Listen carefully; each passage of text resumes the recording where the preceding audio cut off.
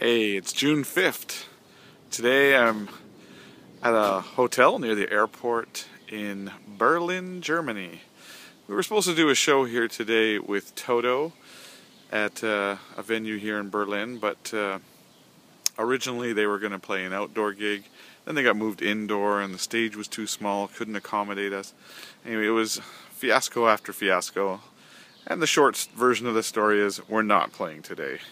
But in the morning, we grab an air flight to Copenhagen, Denmark, and then we go from there to a hotel near the Sweden Rock site, where we'll be performing on Saturday. But the day before, on Friday, Scott Gorham's going to be joining Europe, the band Europe, on stage for a version of Jailbreak that they're filming for their 30th anniversary DVD that they're filming at Sweden Rock. So that'll be kind of cool.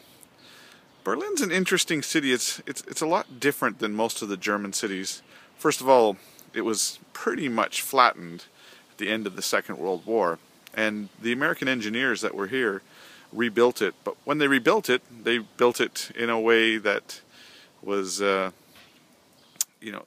they were used to. So they built it much more like an American city.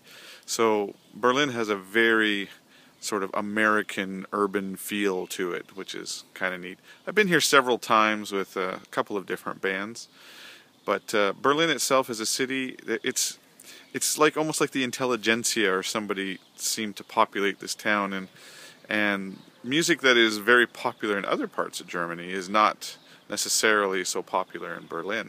But this is the city where you had U2 come and work on their Achtung Baby album and had those breakthroughs in their writer's blocks at the time.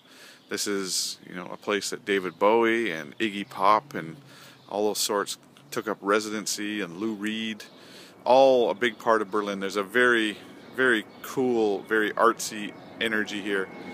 You're going to occasionally hear airplanes fly overboard because we are so close to the airport, so I apologize for that right off the bat. I think the first time I was ever in Berlin was with the band Asia, and I remember going to the venue, which was on the part of the city that was in eastern Germany before the wall came down, and you can really tell the difference between the buildings on either side of the wall, because on the formerly communist side, they are very, how can one put it, very uniform. They're very almost like cookie cutter and not very well maintained.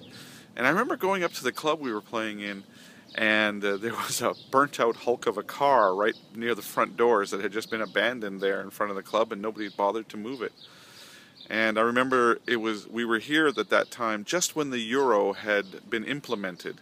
So I remember walking into the club and seeing a number of vending machines that were all set up for the Deutschmark coins, and they were no longer going to function.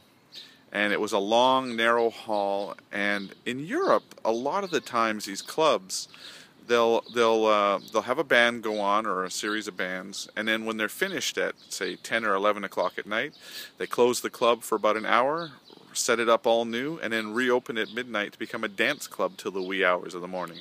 And that was the case in that Berlin gig. And I remember when Asia was nearing the end of their performance, I was sitting at the back of the hall helping with the merchandise. And these young ladies who were arriving a little bit early for the dance part of the evening had sort of started to gather at the back end of the hall, and they were enjoying the band, and they were all dressed very, very nice and in their best get-ups and makeup and hair done up for an evening of partying. And another airplane friend. Anyway, I remember two girls specifically were dancing near the merch stand, and they always gave us very impish looks, me and the fellow who was doing the merch. And then I remember them starting to twirl as they danced, revealing the fact they weren't wearing any underwear. So that was a good day. Anyway, Berlin tomorrow, Copenhagen / Sweden. Talk to you later.